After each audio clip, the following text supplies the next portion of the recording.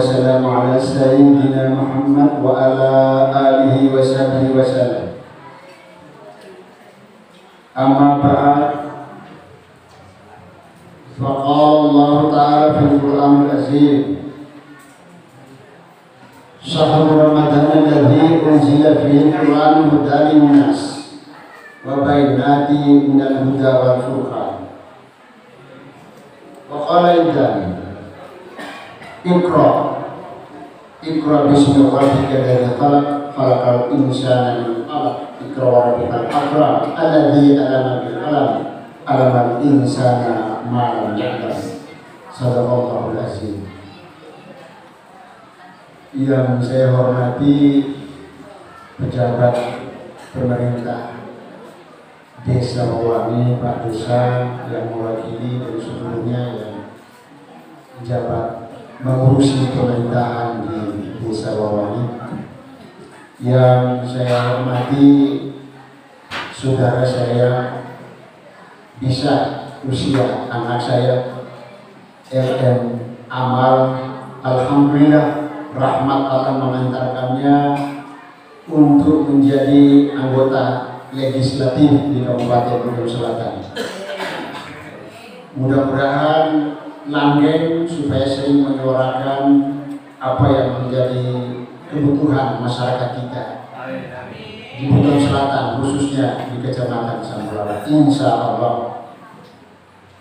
masih ada kader lagi ini, kebetulan Laudira Bali ini juga sekarang sementara menjadi pejabat di salah satu dinas pemerintah Kabupaten Bogor Selatan. Seluruh hadirin, orang tua, bapak-bapak, tokoh adat, tokoh masyarakat, tokoh agama, ibu-ibu yang dirahmati Allah. Alangkah bahagianya hati kita ketika Allah memberikan rahmat sampai malam ini sudah menjelang puasa yang 20 selesai bagi yang mulai hari Minggu dan 21 yang mulai hari Sabtu, dan kalau ada yang mulai hari Jumat sudah 22. Alhamdulillah, bukan perbedaan hari yang dipermasalahkan, tetapi apakah puasa kita diterima karena benar kita berpuasa atau tidak. Masyarakat muslimin wal muslimat yang dimuliakan Allah, terima kasih saya diberi kepercayaan ini menyampaikan hikmah nuzul Quran. Di depan itu ada tema yang dituliskan dengan hikmah nuzul Quran, kita tingkatkan ketakwaan dan membagikan kesadaran kita sebagai umat Islam. Nah, ini persoalannya. Kesadaran sebagai umat Islam, orang beragama Islam. Banyak orang sadar beragama, tapi agamanya belum jelas. Karena agama dengan Islam itu bersambung. Agama masih banyak, karena ada agama Hindu, ada agama Kristen, ada agama Yahudi, ada agama Islam. Nah, kita umat yang beragama Islam. Nah, umat yang beragama Islam lah yang melaksanakan peringatan nuzul Quran seperti malam ini. Kalau umat lain tidak, mungkin tidur ya. Sudah jam tidur. Tadi saya membaca ayat Syahrul Ramadan alladzi unzila fil Qur'an hudan lin-nas wa bayyinatin minal huda wal furqan. Ini kalau sering kita baca, pasti kita tahu artinya. Dari semua bulan, Al-Quran itu menyebut ada satu bulan yang disebut Quran. Tidak ada Rabiul Awal itu di sana. Tapi Ramadan dia disebut di Quran. Kenapa Ramadan disebut di Quran? Karena satu-satunya bulan yang padanya pada saat bulan itulah diturunkan Al-Quran Karim.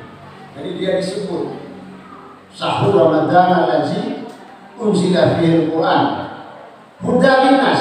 Pada bulan Ramadan diturunkan Al-Quran. Kalau hitungannya 17 Ramadan, kita peringatannya, jadi sudah 21 dalam salah, cuma peringatannya. Peristiwa turunnya itu 17 Ramadan. Untuk apa? Hudalinas, petunjuk bagi manusia. Jadi sebenarnya Al-Quran berdasarkan ayat ini bukan saja petunjuknya orang Islam. Semua manusia, kalau ia mengikuti petunjuk Al-Quran, maka dunia ini damai dan orang itu selamat hidupnya di dunia dan di akhirat. Itu sudah pasti dijamin oleh Al-Quran. Sehingga dikatakan hudalin nas, bukan hudaya Islam, bukan. Tapi untuk semua manusia. Wa bainatin minal huda wal furqan, dan penjelasan untuk petunjuk itu. Penjelasannya cuma tidak diberi petunjuk bagi yang sampai kau. Tidak ada petunjuknya, tidak tunjukkan ini oleh penambahan, tidak ada. Di Quran lengkap. Petunjuk itu mempunyai penjelasan. Banyak orang-orang Eropa mencoba menguji kebenaran Al-Quran, ternyata semua benar. Benar, tidak ada yang salah. Semua peristiwa di alam semesta sampai hari kiamat itu sudah tertulis dalam Al-Quran. Cuma kita terbaca acuri-acuri, ya kan? Jadi acuri nabi jadi kita bumi. Bagi orang yang memahami, sebenarnya dia ketika ada kejadian ini dia tersenyum. Al-Quran sudah mengatakan suatu saat akan terjadi peristiwa seperti ini di muka bumi. Furqan, kata Furqan di ujungnya, pemisah antara yang baik dan buruk. Di Al-Quran itu telah digambarkan perbuatan begini baik, perbuatan begini buruk. Yang baik bawa kamu kebahagiaan, yang buruk kamu menderita. Yang baik kalau mati masuk surga, yang buruk kalau mati masuk neraka. Quran dia sudah jaminkan sebelumnya. Jadi sebenarnya kalau kita pelajari hakikat Al-Quran, itu kita mudah sekali kita hidup dan kita damai dalam hidup. Kenapa kita selalu gelisah? Karena Al-Quran tidak ada dalam jiwa kita. Ada sebuah kisah orang yang membaca Quran. Kita ini Abu catatan majin kita yang Quran kita Quran ini. Gana air manis dan tabue. Kita ada tabue kerike. Kenapa? Karena tidak pernah diperhatikan penempatannya. Orang tua kita dulu itu kalau punya Quran letaknya selalu tinggi, letak tempat tinggi. Dan dia hormati Al-Quran. Ada kisah orang yang sering membaca Al-Quran. Kan kadang-kadang kita malas baca Quran. Apa sebabnya? Karena kita itu baca bagaimana ya, baca-baca. Tapi ada kisah. Ada seorang murid diajari gurunya supaya membaca Quran. Dia baca tapi dia tidak tahu artinya. Akhirnya dia tanya, Pak guru, saya ini tidak tahu artinya baca Quran.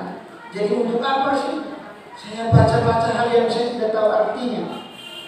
Lantas gurunya mencoba menyuruh anak ini, coba ambil itu keranjang sampah yang ada sampahnya, kotor kan? Kotor. Kamu buang sampahnya itu keranjang. Lalu kamu ambilkan air buat saya pakai keranjang itu. Ini murid ini disuruh. Pergilah ini murid. Murid itu boleh keranjang itu dipakai untuk menimba air. Dicelupnya itu keranjang dalam air. Angkat air. Celup lagi, angkat habis lagi air. Celup lagi, angkat. Berpuluh kali dia lakukan. Tidak bisa ada air dalam keranjang. Lantas dia pulang menghadap gurunya. Pak guru, ternyata saya tidak mampu mengangkut air pakai keranjang ini. Oh begitu? Iya. Jadi ya itu yang jelas. Nah, sekarang saya mau tanya kau. Keranjang itu tadi sebelum kau pakai mengangkut air, bagaimana keadaannya? Kotor apa bersih? Kotor. Ketika kamu berusaha mengisinya dengan air untuk membawakan ke saya, bagaimana sekarang keadaan keranjang itu? Bersih.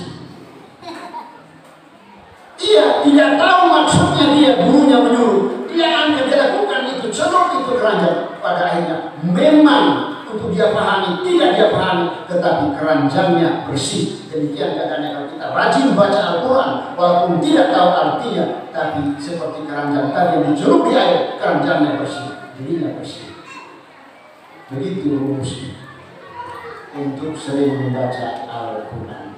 Masanya menunjukkan pembacaan misalkan teologi itu baca di puluhan cukup, tapi isinya luar biasa.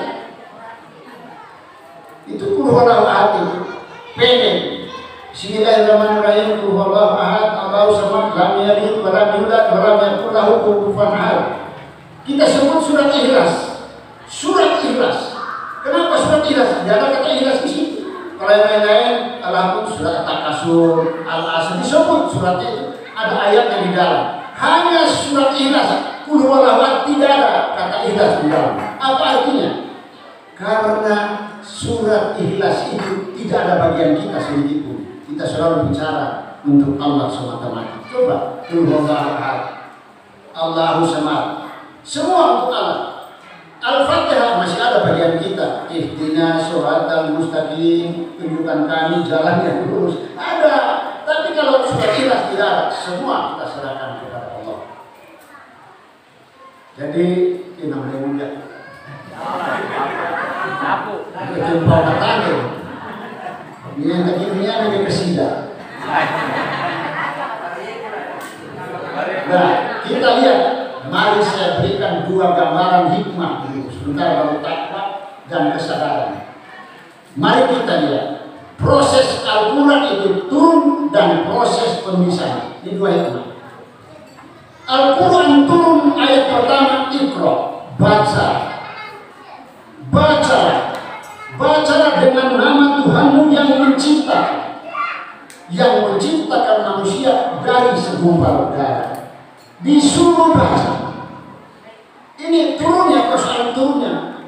Turun mulai dari baca. Kita disuruh baca. Bacalah dengan nama Tuhanmu yang menciptakan. Yang menciptakan artinya baca itu dirimu.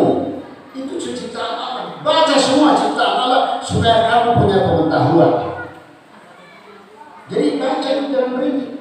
Kita kan mengerti baca, buku kita baca. Yang tahu baca sekolah aja nggak baca.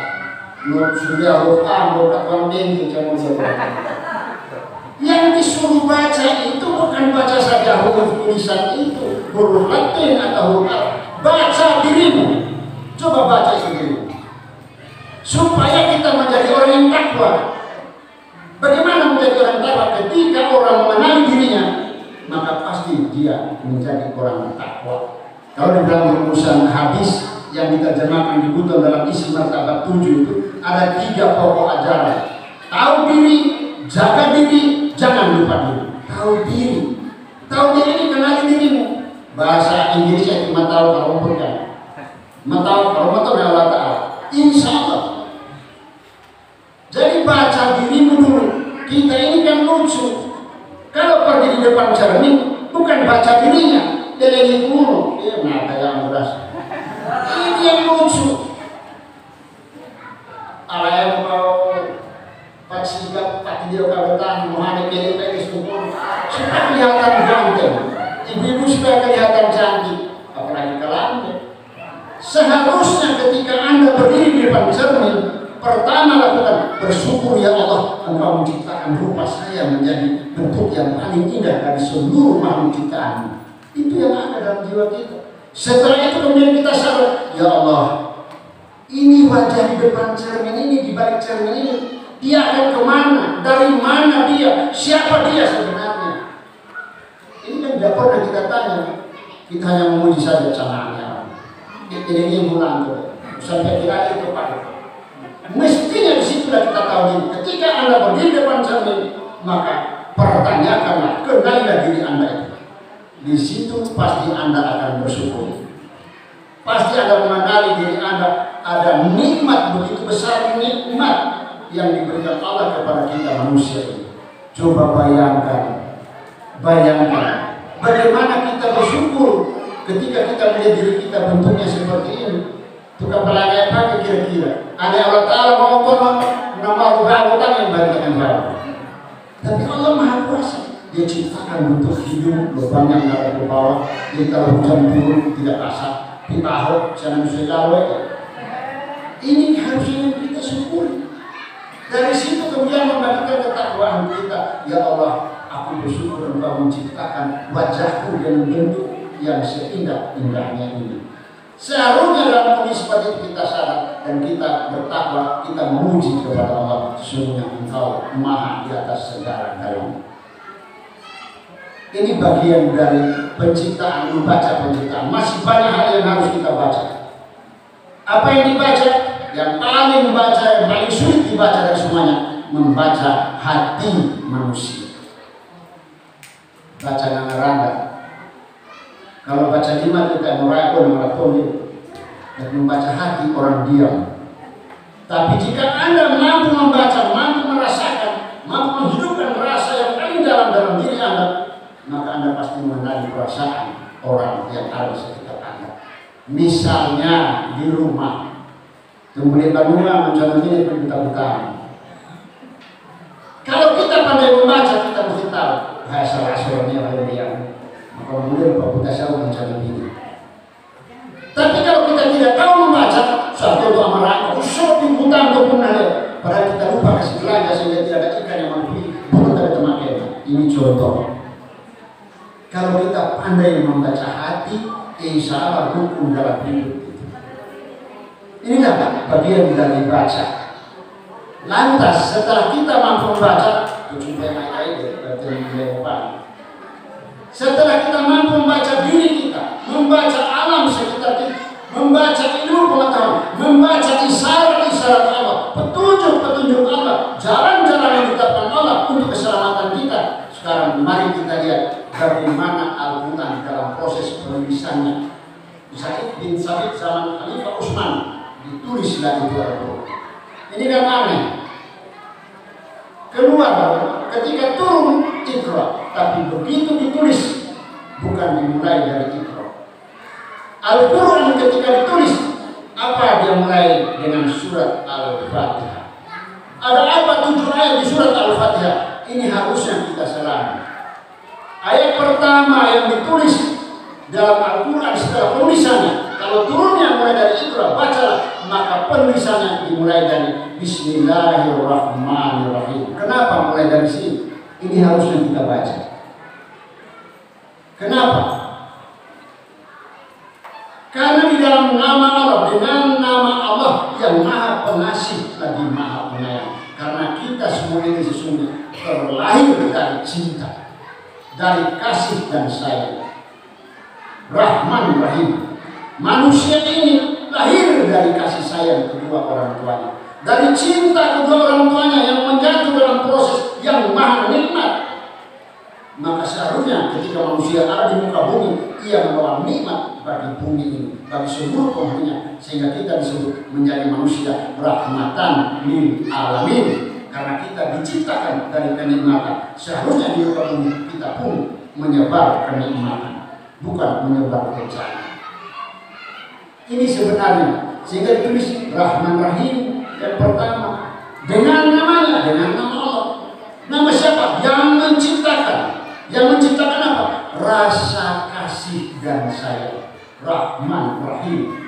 Kalau orang Kandele ini, desa Uang ini saling mencintai antara mereka. Cedemet begini. Pemasyasud ya dalam terjemahan dulu. Kita punya falsafah negeri, mamasyaka, dia tiada pandang kata mereka. Kalau ini dihidupkan dalam amalan sehari-hari, seperti yang dianjurkan Al-Quran dimulai surat Al-Fatihah dan Bismillah, Rahman Rahim isinya. Mana ada orang bertengkar? Jadi saya suruh karena suruh di masjid, jadi kita menuju sesuatu. Tidak, karena kita sudah tahu batasan-batasan. Kalau kita bahasa Cia-Cia ini, saya dapat negeri Cia-Cia ini ada ajaran. Ada ajaran yang memang bahasa kita, tapi ternyata itu isinya Al-Quran. Kakak pengajar mencoba menengok, kamu mengantuk, suka mandian, meski kali-kali, lentai kampung-kampung baliu durian, ahli tak mau bahasanya keluar boka. Iyo hai, aboga, pergi pakai lama, aboga, pergi lagi. Dua saja. Boleh kan pakai laba? Tidak ada lagi. Kenapa? Buat sunnah laba, nama biasa. Buat sunnah laba berapa laba? Itu ajaran zaman dulu. Iya. Ini hikmah sebenarnya. Jadi turunnya Al-Quran dan penulisannya itu berbeda. Penturnya mulai Iqra disuruh baca, penulisannya kemudian disuruh kita mulai dengan kasih sayang dalam tulisan, karena kasih sayang inilah yang membuat kita makmur, kita damai. Kalau kita bahas sebenarnya ada satu kata yang banyak kita lupa, kata cinta. Ini cinta ini dilupakan orang. Anak-anak ini tidak kalah cinta. Padahal cinta itu kita lupa. Cinta sesungguhnya adalah cinta Allah Ta'ala yang mestinya kita punya. Harus cinta kepada Allah. Apa pembuktiannya cinta karena Allah? Cinta sesama manusia. Ayah sebesar Saya sudah mau mengenal dalam cinta, banyak cinta ibu cinta ini. Tapi kalau cinta karena Allah itu andai kata tidak mencintai hambanya, maka orang-orang nakal, orang-orang kafir itu tidak pernah diberi makan. Coba yang. Tapi begitu Allah cintanya kepada makhluknya, cintanya kepada hambanya, durhaka pun padanya, dia masih kasih makan. Andai kata kita Allah Ta'ala itu maha pemarah, bukan pemurah, tas mamanya dia dimana kalau sumpah jatuh orang dari sama yang cuman kecil tapi kita suruh catatan, suruh sangat jam apa usai lagi tadi. Maka tak pakai itu. Itu Allah mencintai kita. Harusnya kita balas cinta Allah, kita mengabdi kepadanya. Itu ada ayat yang dua ayat ini tidak boleh diputuskan sebenarnya. Ada ayat itu di Al-Quran. Pertama itu wa ma khalaqtul jinna wal insa illa liya'budun. Firman Allah, tidak aku ciptakan jin dan manusia melainkan untuk menyembah kepada-Ku. Kita ini diciptakan untuk menyembah kepada Allah. Lalu sudah selesai kalau harus menyembah, mengambil pikiran. Sudah selesai kalau kita pengambilan. Karena hanya menjalankan kewajiban, tapi ada sambungan ayat ini pada bagian yang lain. Inna salata tanha anil fahsya'i wal munkar. Sesungguhnya salat itu mencegah berbuat keji dan munkar. Itu sebenarnya. Jadi kita mengabdi menyembah Allah karena memang wajib. Tetapi di dalam menyembah kita memberikan syarat, ujungnya syarat itu tujuannya supaya tidak berbuat keji dan munkar. Jadi ini bersambung ini. Walaupun ayat ini berpisah tempatnya, tapi hakikatnya ia bersambung pengamalannya. Ini yang harus kita hal-hal yang pendek-pendek tapi pengamalannya itu yang berat. Lantas di situ orang yang takwa seperti apa? Takwa itu sebenarnya hanya 3 hal. Takut karena takutnya kepada Allah, ia takut karena taatnya kepada Allah, ia berserah diri kepada Allah. Jadi jangan marahi Allah Ta'ala. Tidak marah dia, berserah diri. Kita kalau coba mencari marah dia aku tantangan biasa. Ya sudah, syukur, berserah diri, mencari mau. Orang yang tidak bersyukur, tidak berserah diri, lain. Ada yang peredi, gendam dia. Kalau saya tahu, enggak percuma baca juga. Ini tidak bersyukur, sudah ada makanan, sudah ada lengkap di meja, masih cari yang lain. Kenapa baju dia putar baju kita, bulu baju kita, baju kakak, apa dia? Sebab orang dia tertolong. Allah itu sudah jamin kita, andai kata memang kita pandai bersyukur dan mencintai Allah dalam hikmah Al-Quran, maka di situ ada ayat jelas itu pada surat Ar-Rahman, diulang-ulang. Bagi ayat ala rabbikuma tukadziban. Nikmat mana lagi yang engkau dustakan? Bukan main kita diperingati 30 kali 36 ya. Kita diperingati Allah. Nikmat mana lagi yang engkau dustakan, hai manusia? Seharusnya setiap saat engkau bersyukur. Jadi sengaja itu ada di bagian bawah. Kenapa? Kesadaran sebagai umat yang beragama Islam. Nah ini saya bahas sedikit ini isi ini. Dulu waktu saya sekolah SDM, siapa di sekolah SDM di sini? Sekolah rakyat. Tahun 50-an. Waktu saya sekolah rakyat dulu, guru saya itu mengajarkan ajaran agama itu dua kata.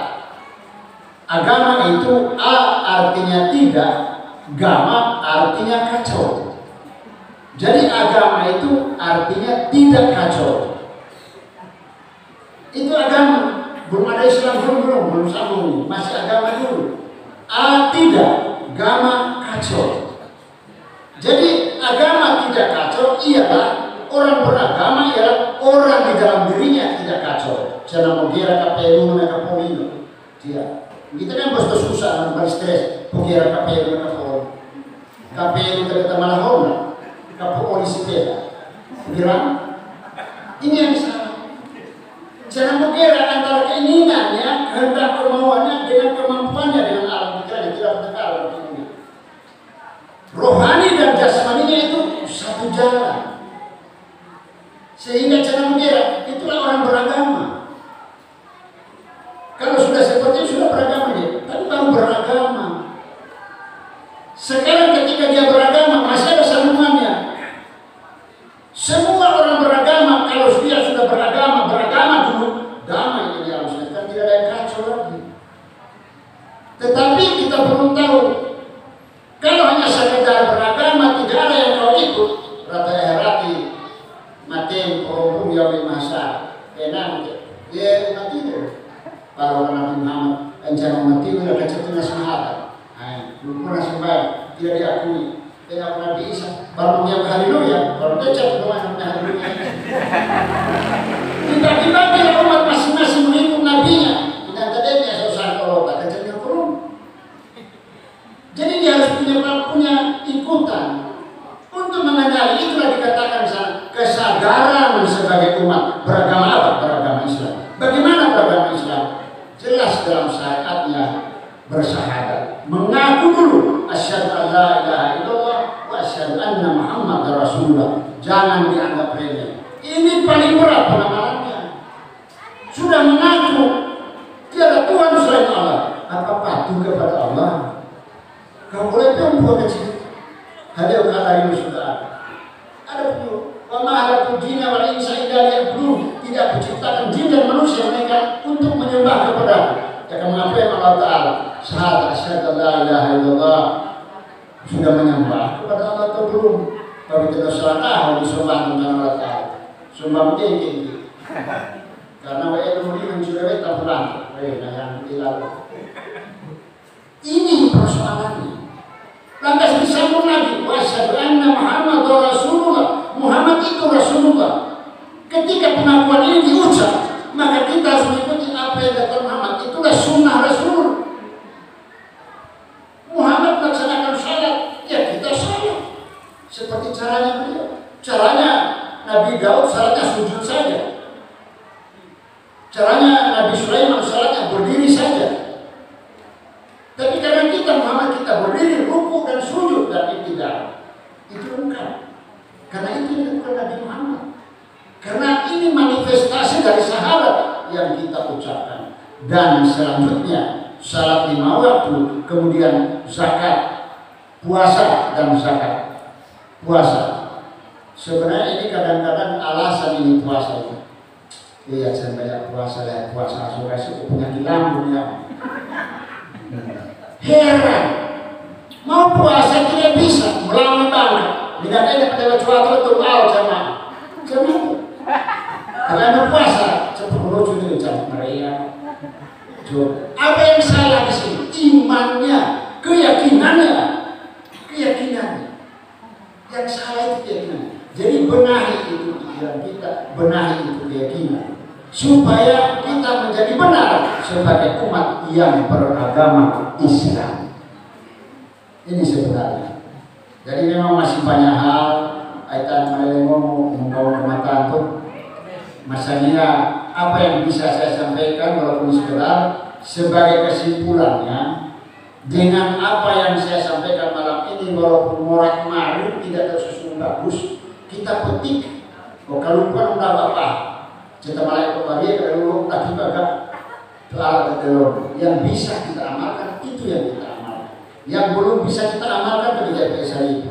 Ada lolo kata ke dia. Ambil pokok yang bisa kita amalkan. Kita amalkan itu, kemudian kita selalu berdoa kepada Allah. Moga-moga apapun yang kita lakukan, yang kita niatkan, selalu diijabah oleh Allah, selalu dijadikan itu catatan amal jariah di sisi. Saya ingin berpesan untuk kita semua, pelihara cinta kepada Allah, cinta kepada Rasul, cinta kepada keluarga, cinta kepada negeri, cinta kepada Nusantara Republik Indonesia, cinta. Tapi yang utama dari semuanya, cinta kepada Allah, cinta kepada Allah yang tidak pernah luntur. Kemudian kalau bangun pagi ini pesanan saya, karena banyak saya dapat pengalaman tidur dengan sumpah selapa, bangun dengan caci maki, tolong dihindari. Kagak kasta mulu mengenal mulu, mangkat cuy mengenal mulu, tahu mulu mengenal, mai kamu kacung mereka depan, tolong ini dihindari.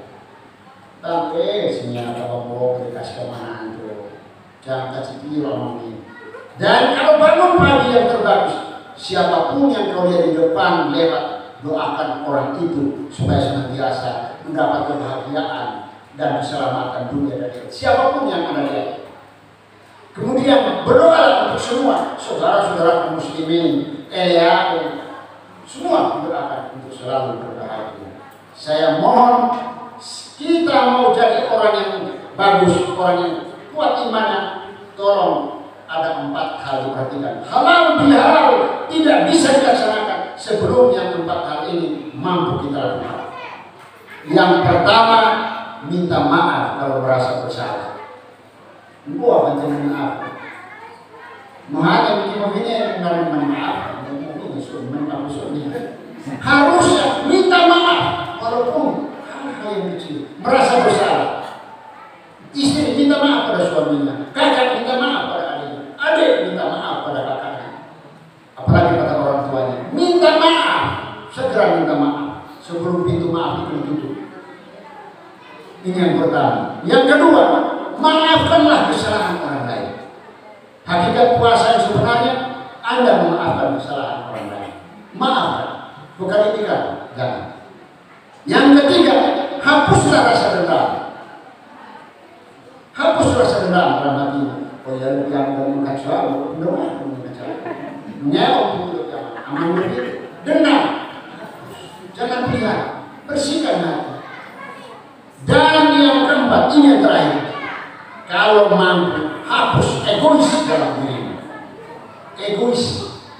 4 hal ini kalau Anda mampu lakukan, niscaya siang malam hati Anda bersih.